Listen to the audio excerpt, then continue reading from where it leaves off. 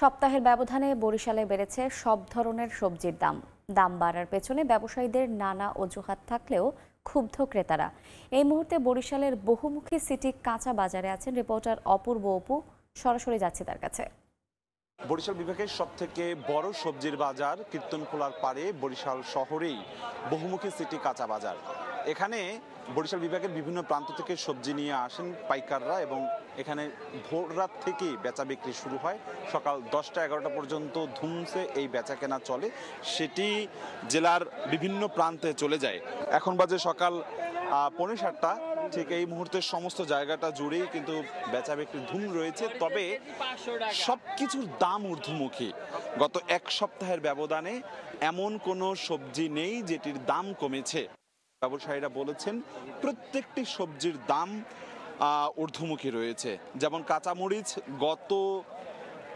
গত এক সপ্তাহ আগে ছিল 250 টাকা, সেই কাঁচামরিচ এখন 300-350 টাকায় ঠেকেছে। এবং কচু 80 টাকা দর আজকে চলছে পাইকারি রেটে। গত এক সপ্তাহ আগে ছিল 60 টাকা।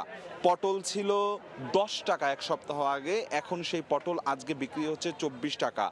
রেখা বিক্রি হচ্ছে আজকে 35 টাকা থেকে 40 টাকা, গত এক সপ্তাহ আগে ছিল 25 টাকা।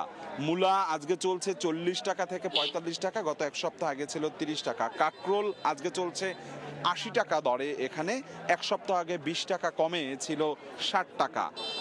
করলারও কিন্তু দাম বেড়েছে। করলা আজকে চলছে 90 থেকে 100 টাকা কেজি এবং এক সপ্তাহ আগে 30 থেকে 40 টাকা কমে ছিল 60 টাকা দরে। অর্থাৎ প্রত্যেকটি পণ্যের, প্রত্যেকটি সবজির যদি দাম ধরে ধরে বলা যায়, প্রত্যেকটি সবজির দামই গত এক সপ্তাহের ব্যবধানে বেড়েছে 20 থেকে 30 টাকা কিংবা 50 টাকা পর্যন্ত দাম বেড়েছে।